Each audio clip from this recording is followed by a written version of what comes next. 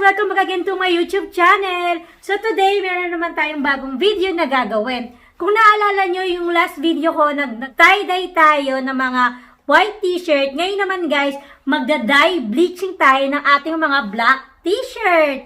But before we start, kung bago ka pa lang sa aking channel, i-click mo lang ang subscribe button at isama mo na rin ang notification bell para lagi kang updated sa aking mga video.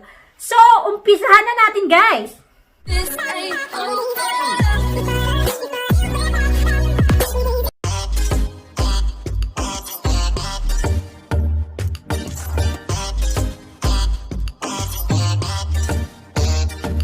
Katulad ng mga ginawa natin sa mga white t-shirt natin na nakatago lang din sa aparador, hindi natin masyadong ginagamit.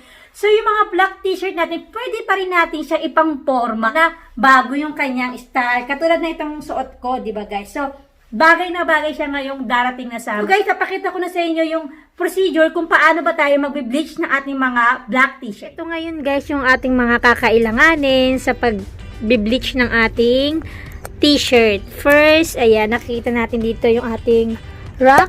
Ito yung paglalagyan natin ng ating t-shirt para pag-bleach natin yung t-shirt, tutulo siya dito.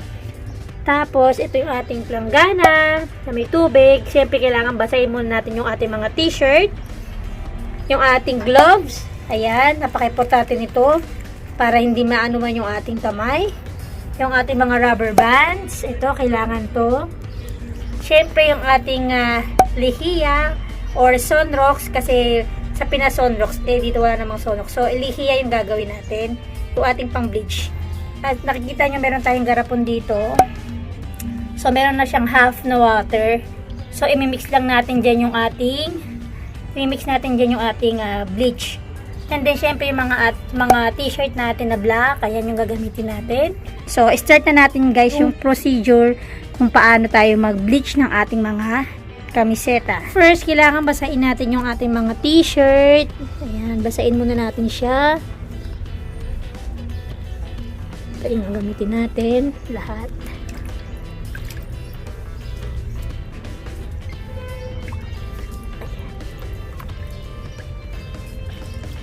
And then, pipigain natin.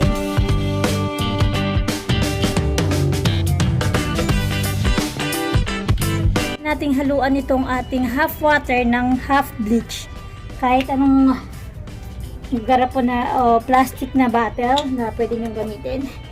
Tapos lagyan natin siya ng kung gaano karami yung water, ganon din karami yung ating bleach.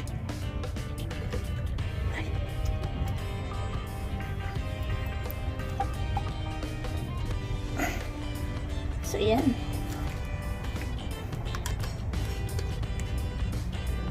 So, ito na. So, alugin natin para mix yung ating bleach saka yung ating water.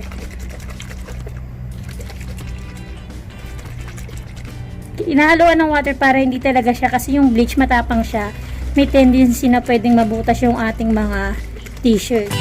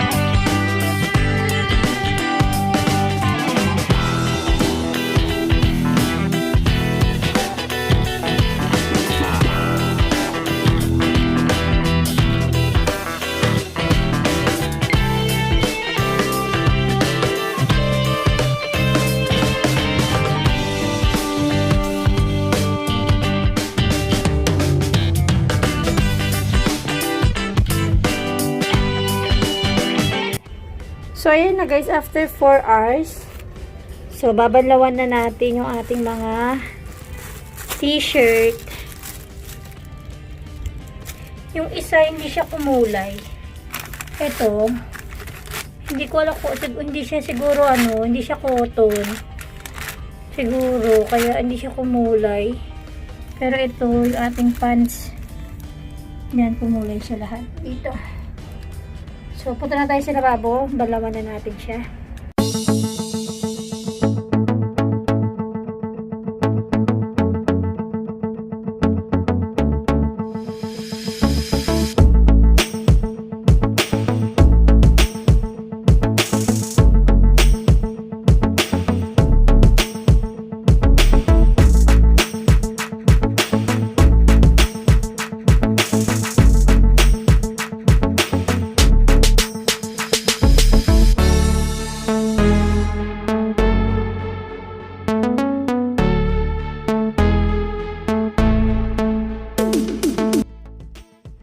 So, ayan na guys yung ating mga Bleach na t-shirt.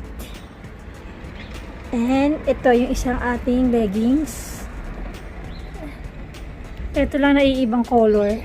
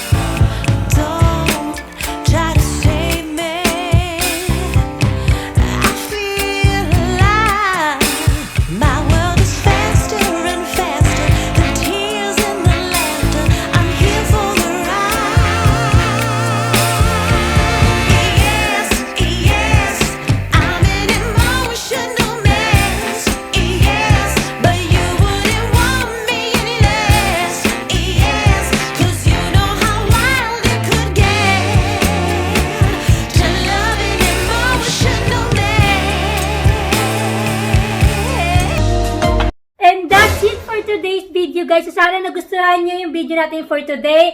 At sana na-enjoy nyo at nagustuhan nyo yung mga ginawa nating bleaching ng ating mga black t-shirt. So, if you like this video, gives me a thumbs up, like, share, and comment down below.